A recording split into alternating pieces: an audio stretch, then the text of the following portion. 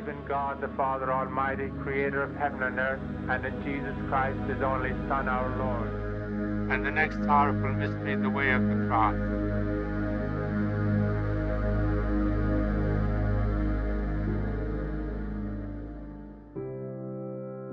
The journey to Golgotha was a public procession of shame, a path of humiliation. To be associated with a criminal on this walk was dangerous. One's reputation could be ruined, and physical attack was a real risk. Jesus, already weakened by the brutal scourging and mockery, was forced to begin this arduous journey. A weight of roughly 200 pounds was laid upon his shoulders. Roman soldiers, pragmatic in their cruelty, would often reuse scrap wood from previous crucifixions or other projects. The symbolic significance of the wood, however, has great meaning for us today. The vertical post, the stipes, was made of cedar, a material associated with majesty and incorruptibility. This is the same wood used to build King Solomon's temple, symbolizing a house worthy of God's glory, from 1 Kings 6:9. The crossbeam was likely made of cypress, known for its resistance to decay, symbolizing the eternal and incorruptible nature of Christ's sacrifice. A smaller piece for the footrest and the sign over Jesus' head was likely pine, a tree which bears fruit, a poignant paradox as Christ carried the cross to his own death. By this point, Jesus had lost a significant amount of blood. The human body in such a state enters hypovolemic or hemorrhagic shock. Jesus would have experienced dizziness, extreme fatigue, and a deep thirst, from John 19:28. His body convulsing with fits of shivering. His heart rate would have increased rapidly as he dragged the immense beam, a symptom known as tachycardia, leaving him disoriented and pale.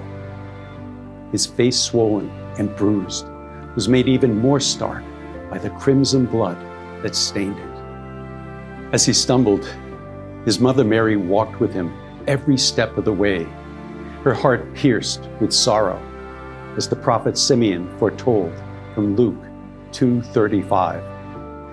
The Roman soldiers, concerned that their prisoner would die before reaching Golgotha, an error that would lead to punishment from Pilate, looked for a solution. If Jesus couldn't carry the cross, someone else had to. The soldiers' eyes scanned the crowd, seeking a solution to their problem.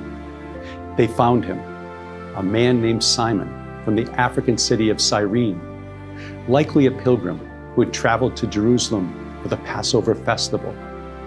They compelled him, forcing him to take up the heavy weight that was crushing the body of the weakened Jesus. This seemingly random act of compulsion proved to be a pivotal moment. The Gospel of Mark identifies Simon as the father of Alexander and Rufus, from Mark 15:21, a detail that suggests his sons were well-known figures in the early Christian community. This implies that Simon's forced encounter with Jesus became a defining moment in his family's life, and that the story of the man who helped the Lord carry his cross was shared widely. The life of Simon of Cyrene resonates deeply with the spirit of Venerable Patrick Peyton. Father Peyton, a man who believed with all his heart that the family that prays together stays together, understood this principle of being called upon in a moment of need. He knew that the cross we are asked to carry often comes to us uninvited. A daily struggle of parenting, patience, or self-denial. Like Simon, we may feel that we are not strong enough, that our efforts are too small to make a difference. But as Father Peyton taught, our simple acts of faith, like praying the Rosary as a family, are our way of putting our shoulder under the cross and following Jesus. Jesus, both fully God and fully man, demonstrated his need for our help, and Simon's presence proves that our efforts to console him are not in vain.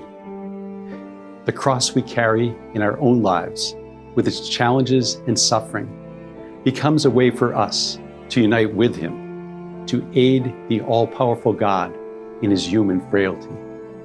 When life seems unfair, we can recall Simon's moment on that ancient cobbled street.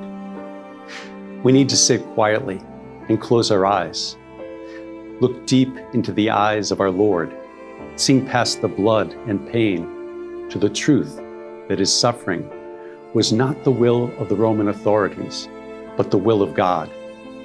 In that moment of shared suffering, when we willingly take up our own cross, we are not just aiding him, we are consoling the Sacred Heart of God, joining our small sacrifice to his ultimate one.